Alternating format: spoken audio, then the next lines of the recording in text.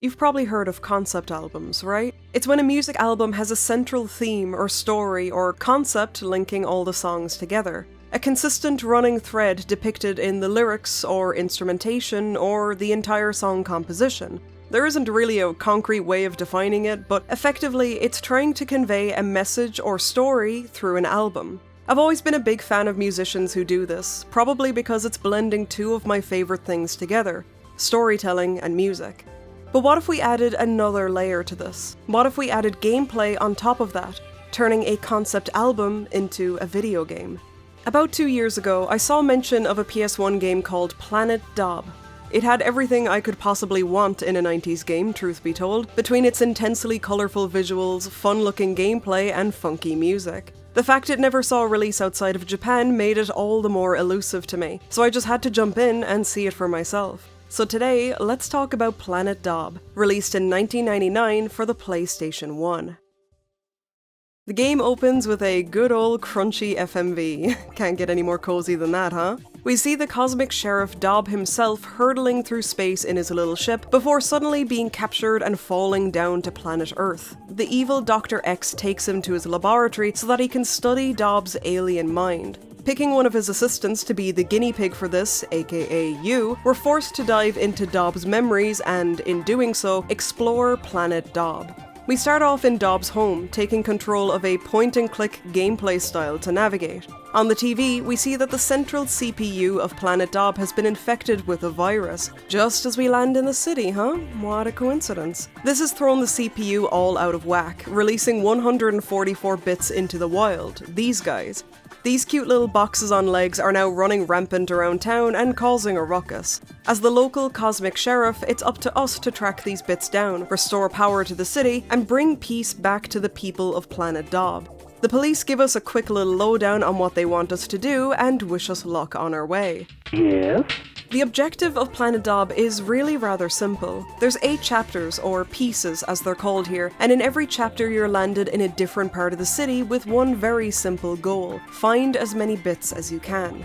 There's 18 bits per stage, but you usually only need about 10 or 12 as a bare minimum to progress. So how do you go about finding these bits? They can be quite literally anywhere, and capturing them is impossible without a very important piece of equipment: your echo. The echo has 2 main mechanics. L1 can reveal bits that are hiding in the environment, and when I say they can be anywhere, I really do mean it. Hiding in someone's apartment, chilling in a tree, hiding behind a pole. So you'll be honking that L1 button pretty often, which usually results in you running around town and looking like a madman.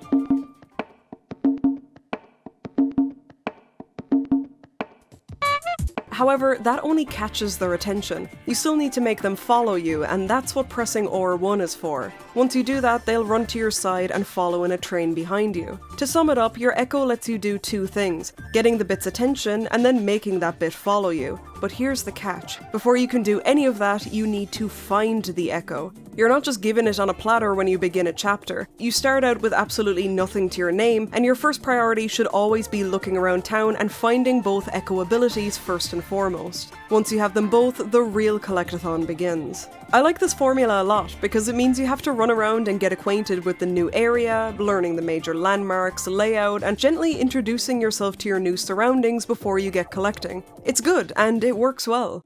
After collecting a few bits, you bring them to this little purple machine called the DTTMS? Purple phone box, let's just call it the purple phone box. You bring it here, drop off the bits, and the game will tell you how many more you'll need before you can progress. Once you've gotten enough and have cleared the stage, you get access to what is called Mixing Hour, which lets you completely remix the music you hear in the background of the stage. The music is just a 15-second loop after all, so using Mixing Hour you can pump up the percussions, synth, vocals, and other elements of the music, or dial them down entirely. You can speed it up, slow it down, or just press the square button to let the game remix it randomly and see what you get. For a PS1 game, this is a sick as hell mechanic. It's really fun messing around with this and making the music super lively and funky, or super dialed back and low tempo, or somewhere between the two. Then you can just run around listening to your newly remixed tune and collect the last few optional bits if you want, or just take it easy and soak up the vibes. it's not hard to see that Planet Dob is a very musical game. While it's not an out-and-out rhythm game like Parappa, for example, the music and soundscape are some of the best parts of the experience. Every time you begin a new area, the music starts off very minimal and practically non-existent, usually just a chill beat and some synth. But every time you collect more and more bits, the soundtrack becomes alive with new instruments, vocals, effects, and it really makes it feel like you are breathing life back into the city through music. Whenever you climb up a staircase or climb a ladder, the music goes up or down in pitch accordingly.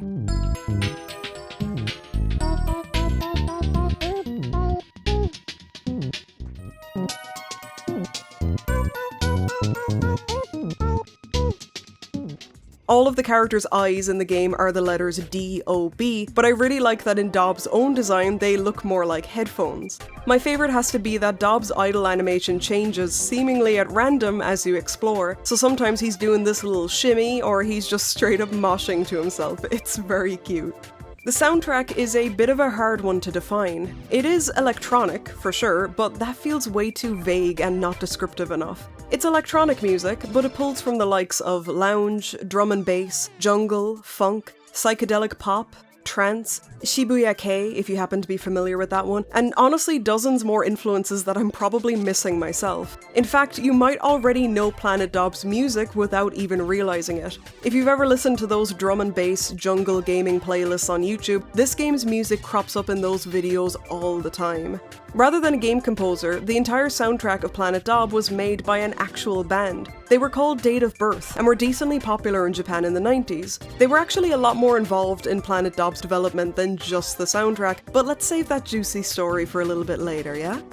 Speaking of the 90s, what a time capsule this game is, huh? Between the crunchy FMVs, the vibrant color scheme and visuals, and the totally tubular lingo. Planet Dob could not reek more of the 90s if it tried, and I mean that in the best way possible. I especially loved the point-and-click segments when you're indoors. The massive cartoony hand cursor, the harsh shadows on the furniture, the total lack of movement in the environment. If you grew up in the same era as me, then it'll probably remind you of those edutainment games you'd play in the school computer room, so it was really cozy and nostalgic to see in Planet Dob, even though it was my first time playing. So back to the gameplay, collecting bits. Some bits are just hanging out on the street, you can't miss them, whereas others could be in hard to reach spots. The first area has 2 bits chilling in a pool, for example, and you need to find an inflatable ring to safely swim over and pick them up. Some bits can be hiding indoors too, like I said, and before you can take them with you, you have to do this quick 10-second rhythm minigame where you have to press the face buttons while keeping to the beat. These start out pretty easy, but get quite complicated by the end of the game. Definitely a challenge if rhythm isn't your strength.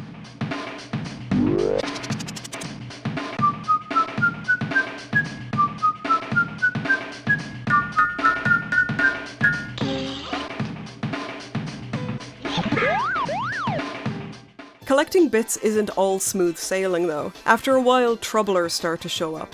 These are invincible enemies that prowl around town, and if they manage to hit you or mow you down, they'll make you lose one of your bits. Not the biggest roadblock ever, but enough to be a nuisance if it happens more than once. Running into a nearby building usually wards them off, or you can rush to the nearest alarm and give it a little honk, which scares them off as well. Sometimes though I didn't bother doing any of these things and would just make a mad dash for the phone box. I just love the thrill of the chase, I don't know what to tell you.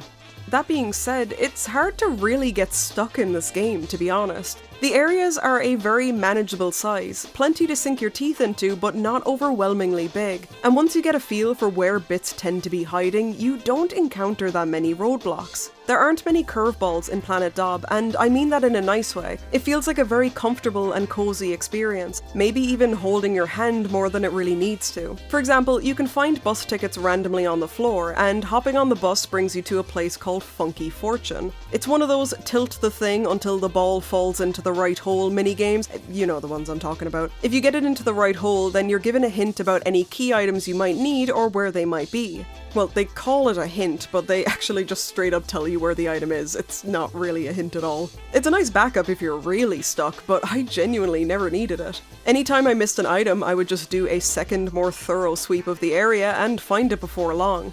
It's a nice inclusion though, Funky Fortune, and at least it's out of the way enough that if you ever do need it, it's there, and if you don't, even better. Though I must admit, I did pop back there every so often just to hear the crowd get really upset whenever I'd lose a game.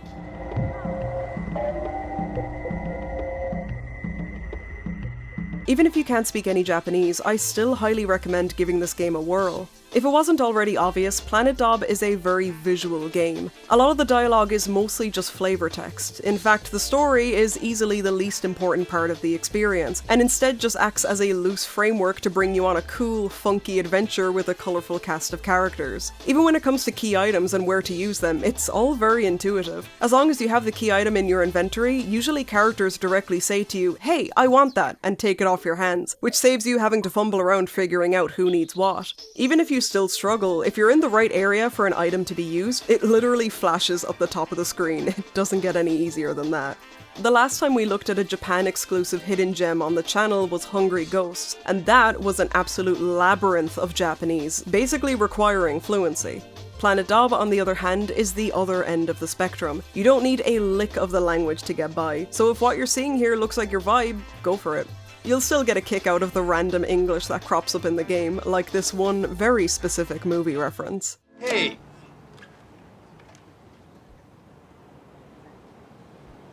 No stairway! Denied! I've never seen this movie, so I thought the devs just really had it out for Led Zeppelin, which is honestly kinda funnier. Anyway, as long as you collect the bare minimum bits per stage, you'll have done your job as Space Sheriff and restored power to that area of the city. The last thing to do is approach this red spaceship and commence the boss fight of that chapter. Well, it's not really a boss fight per se, you never really fight anyone in this game, but it's always a minigame with a drastically different gameplay style than usual, and you can't move on to the next chapter until you beat it. One boss fight has you quite literally surfing the net, and it's probably the most late 90s, early 2000s time capsule I have ever seen. This is fucking rad. I really like the controls here too. Dob's movement is very fluid as he sways back and forth on his surfboard, but it doesn't feel like you're slipping and sliding all over the place either. They got it just right. Another one is a pretty typical Space Invaders-esque minigame where you have to grab bombs with your gun before they land on the ground and inevitably blow up. Though this was probably my least favourite minigame of the bunch purely because I felt it went on for way too long. This gameplay's cool for 2 minutes, but there's like 4 or 5 stages and it kinda overstays its welcome, not gonna lie. As a big rhythm game fan myself though, the call and response rhythm minigame was definitely my personal favourite. Was getting pretty heavy Space Channel 5 vibes from this one. The prompts get complicated quickly too, so there's no shortage of challenge here. 1, 2, 3, 4. 1, 2, 3, 4. 1, 2, 3, 4. 1, 2, 3, 4. Another one has you hopping along a multicolored floor matching tiles as quickly as possible before you get steamrolled by this guy. This one can be pretty tough, or at least I found it to be. Figuring out the quickest way to match a row of colors, especially when it all speeds up the longer the game goes on, gets pretty stressful. Yeah, you'll definitely notice a difficulty spike during these boss fights, and I'm not afraid to admit that a lot of these mini-games kicked my ass pretty hard. Thankfully though, if you fail a minigame once, you're offered difficulty options to either make it easier or harder, and I've no shame in admitting I bumped it down to easy on the majority of these sections. Anyone who's able to manage these on pro difficulty, I salute you. So, 8 chapters later, we find ourselves at Dob's own home. When we go inside, we find out there's an entire Dob family. It's really sweet actually, all the rooms are decked out with cute mementos and family photos, and after such a wild and chaotic ride of a game, it's really sweet to see a glimpse of Dob's home life. There's his older brother Dub, and in his room we can see a picture of him making friends with the local aliens. There's Dot, his older sister, who was actually with Neil Armstrong at the moon landing, apparently. And his dad Deb, who shows us a lovely photo of him at Kinkakuji Temple in Kyoto, Japan. Quite the high-flying family we have here. After having a little snoop around, Deb shows up and welcomes us home, but it doesn't take long for them to figure out that something is off with Dob. Sure enough, the jig is up and they quickly find out that we're an imposter disguising as Dob. There's a funny fourth wall break here where the TV flashes up saying the CPU has reset, then Earth has reset, and now the PlayStation 1 console will reset. All of the Dob family react in shock and terror before it actually does reset and boots us back to the opening screen of the game. It's very cute. Anyway, now that we've been found out, not like our poor protagonist even wanted to do all this to begin with, it's up to us to make things right. We're in Endgame now, and we have total freedom to explore every single area we've been to. Or you can just go ahead and proceed to the ending. What's not immediately obvious though is there are two different endings in Planet Dob, all decided by one very simple thing. Did you collect all 144 bits in the game, or did you not? Like I said, there were optional bits to collect in every stage, so this final area is giving you one last chance to do this before locking yourself into an ending. This is a refreshingly generous change from the usual 90s fare, since most games back then were not so kind to allow this level of free roam. But how does it all end? If you collected less than 144 bits, our protagonist will hop into a time machine that sends them back in time to that crucial moment when Dob was captured by Dr. X. Seeing it all unfold in front of his eyes, he takes off his mask and tries to throw it at Dr. X, but just ends up hitting Dob instead, who falls to Earth and gets captured again. The cycle repeats, bad ending. However, come back and try again after collecting all 144 bits, and this brave little lad will mess up Dr. X before he has any chance of harming Dob. Dob gets away safely, all is well, happy ending. Planet Dob is a joy of a game. At its core, it's a fun and cozy collectathon, but what elevates it so much more are the visuals, the music, the aesthetic, the vibes. It's a weird gem that plays by its own rules, falling somewhere between adventure game and rhythm game, blending the eccentricity of Japanese game development with a touch of Western aesthetics and art sensibilities. That's probably what makes Dob so unique looking. Whoever made it clearly draws inspiration from all around the world, and once I noticed that, it made me curious to learn more about how Planet Dob came to be in the first place. So remember how I said before that the band that composed Planet Dob's soundtrack, Date of Birth, were a lot more involved in the game's development than you might think? Let's talk about that. It all started with three brothers from Fukuoka, Japan, Isao, Susumu, and Kenichi Shigeto. They were all big music fans from a young age, saying that Sunshine of Your Love by Cream was one of the first songs they learned on guitar as kids. In the 80s, the brothers Susumu and Isao started the band Mind Control with the vocalist Noriko, making synthy new wave rock. Their music was heavily influenced by Western music, which helped them stand out from other Japanese artists at the time. In 1985, the third and final brother Kenichi joined the group, and they reformed as Date of Birth. Now this is when their music career really started rolling. Date of Birth's music really took off in the 90s especially. In 1992, they composed the theme song You Are My Secret for the very popular Japanese TV show Anata Dake Mienai, and that single did exceptionally well in the charts. They actually have quite the decorated history of composing music for TV shows, commercials, and movies, including the movie Godzilla vs. Space Godzilla, which they also cameo in themselves. Even during their early days as Date of Birth, they were always trying to do something new with their music. For example, they released their album Greatest Hits 1989 to 1999 in the year 1989. So it wasn't really a greatest hits album, but rather what they think a greatest hits album of a fictional artist would sound like when it releases in 1999. Effectively, an album dedicated to predicting what they think will be trendy and popular in the next 10 years of music. Pretty wild, right? They loved a good concept album, clearly, and they were in the music scene to do more than just make music. They wanted to explore it as an artistic medium.